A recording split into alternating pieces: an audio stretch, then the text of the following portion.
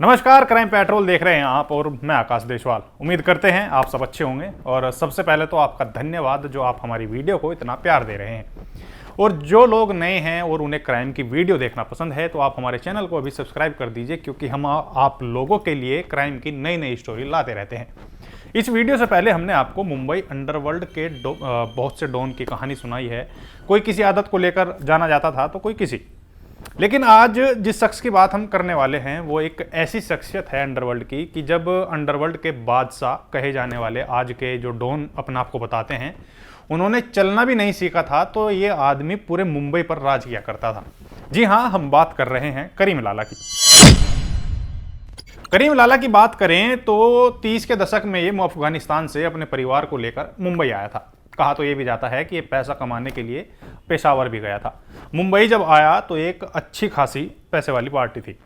करीम लाला का पूरा नाम था अब्दुल करीम शेर खान।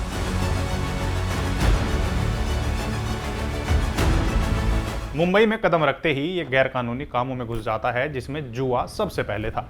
अब इसी के चलते करीम लाला ने south Mumbai grand road station पर एक मकान किराए पर लिया, जिसका नाम रखा सोशल क्लब।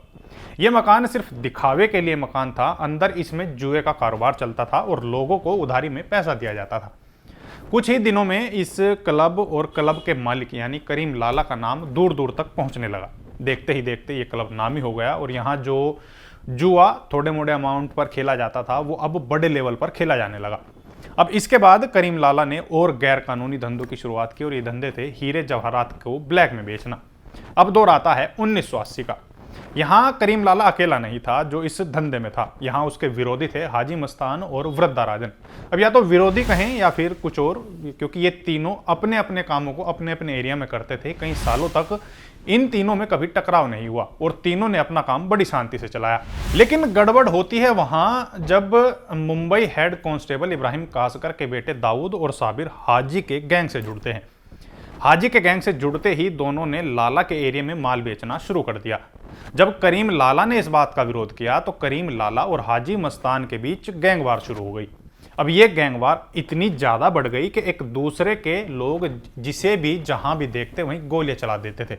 अब वो समय था जब पठान गैंग और डी कंपनी की गैंगवार होने लगी थी और मुंबई की सड़कें इन दोनों की गैंगवार से लाल हो रही थी। करीम लाला इन दोनों से काफी परेशान था तो 1981 में एक समय ऐसा भी आया जब दाऊद अकेला करीम लाला के एरिया में घूम रहा था। कहते हैं कि करीम लाला ने दाऊद को पकड़कर उसे बुरी तरह पीटा था। इस पिटाई में दाऊद गंभीर रूप से घायल हो गया था तो वो बड़ी मुश्किल से वहां से अपनी जान बचाकर भागा। फिर पठान गैंग और डी कंपनी के बीच एक समझौता होता है जिसमें सब कुछ थोड़े समय के लिए शांत हो जाता है। लेकिन तभी एक गोल्ड कंसाइनमेंट के चलते लाला ने दाऊद के भाई साबिर की हत्या करा दी। अब इस हत्या के बाद दाऊद हर हाल में पठान गैंग से अपने भाई की मौत का बदला लेना चाहता था। जो खून खराबा कुछ समय के लिए बंद हुआ था वो फिर से शुरू होता है। दाऊद का खून खोल जाता है और अब वो पठान के गैंग के सभी गुर्गों को अपना निशाना बना रहा था। कहते हैं कि डी कंपनी जब भी बाहर निकलती थी तो पठान के गैंग के सभी गुर्गे सड़क पर नहीं दिखते थे। उस समय पठान गैंग में आलमजेब और समद खान जैसे खतरनाक बदमाश हुआ करते थे। तभी एक दिन डी कंपनी का एक शूटर था हनीफ कुत्ता समद खान की गर्लफ्रेंड शिल्पा सवेरी को अपने चंगुल में फंसा लेता है और उससे समद खान की लोकेशन निकलवा लेता है। और ये सब कुछ पता लगने के बाद जब समद खान उस लोकेशन पर डी कंपनी को मिलता है तो डी कंपनी उसे गोलियों से भून देती है, क्योंकि डी कंपनी उसे जिंदा नहीं छोड़ना चाहती थी, क्योंकि वो जानती थी कि अगर ये बचा तो वो नहीं बचेंगे। अब समद खान पठान गैंग की रीढ़ था जिसे अब डी कंपनी ने मार दिया था। वहीं अब करीम लाला कमजोर होता जा रहा था और डी कंपनी मजबूत। दाऊद ने अपने भाई की मौत के 5 साल बाद करीम के भाई रहीम खान को जान से मार डाला। यह हत्या उस समय हुई जब रहीम खान घर से होटल जा रहा था अपनी एम्बेसडर कार में। उसे रास्ते में ही डी कंपनी ने गोलियों से छलनी कर दिया। इसके बाद दाऊद जानता था कि अब उसकी जान को मुंबई में खतरा है, तो वो लाला की गैंग के लोग दाऊद के पीछे थे और तभी दाऊद मुंबई को छोड़कर दुबई पहुंच जाता है। तभी ये सारी कहानी हाजी मस्तान मिर्जा को बताई जाती है। कहते हैं कि हाजी बेहद सुलझा हुआ इंसान था। उसे कहा गया कि अगर ऐसा ही चलता रहा तो ये सारे लोग एक दूसरे को मारकर खत्म कर देंगे और मुंबई पर कोई और राज करने लगेगा। तभी हाजी ने कई बड़े बदमाशों को एक साथ आने को कहा। करीब 100 से ज्यादा बदमाश हाजी के कहने पर इकट्ठा हुए और इसमें सबसे अहम रोल निभाया था जेनाबाई दारूवाली ने। अब इसकी पहली मीटिंग होती है मुंबई में, जिसमें हाजी मस्तान और करीम लाला को आमने सामने बैठाया जाता है। लेकिन यहाँ दाऊद नहीं पहुंचा, जिससे मीटिंग में सुलह की जगह बात और ज़्यादा बिगड़ती दिखाई देने लगी। तभी ज़ैनबाई ने एक सुझाव दिया कि वो काबा शरीफ मक्का में मीटिंग होगी जहां सुलह कराई जाएगी। अब ये बात सुनकर सभी 100 लोग चार्टेड प्लेन में मक्का पहुंचते हैं। यहाँ काबा शरीफ में दाऊद और करीम लाला ने कसम खाई कि अब से कोई एक दूसरे की गैंग के लोगों का खून नहीं करेगा। अब ये दोनों ने कस्में निभाई भी और इसके बाद से कोई एक दूसरे की गैंग की तरफ नहीं देखता।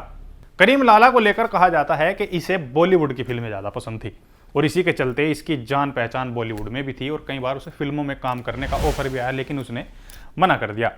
करीम लाला की छड़ी की कहानी भी बेहद चर्चाओं में रही।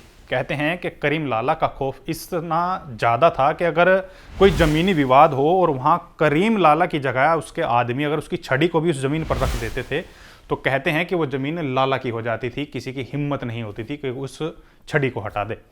और फिर 19 फरवरी 2002 में जब करीम लाला 90 साल का हो गया तो उसकी मौत हो जाती है। 1950 से 1980 तक करीब 30 सालों तक मुंबई पर करीम लाला ने राज किया था और अंडरवर्ल्ड में ऐसे बहुत ही कम लोग हैं जिन्होंने अपनी पूरी ज़िंदगी जी हो और इसमें नाम करीम लाला का भी सबसे पहले आता है।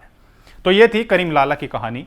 इससे कुछ जुड़े किस्से अगर हमने छोड़ दिए हों तो आप हमें कमेंट करके बता सकते हैं। साथ ही अगर आपने हमारे चैनल को सब्सक्राइब नहीं किया है तो आप हमारे चैनल को सब्सक्राइब ज़रूर कर लें। साथ ही मैं ये भी बताना चाहूँगा कि अभी हाल ही में हमें कुछ जो हमारे व्यूअर्स हैं, सब्सक्राइबर्स हैं, उनकी तरफ से कुछ हमें मैसेज मिले थे कि इनके ऊपर स्टोरी बनाएं, तो वो स्टोरी भी जल्दी आएगी। आप बस हमारे साथ बने रहें और ऐसे ही प्यार देते रहें। धन्यवाद।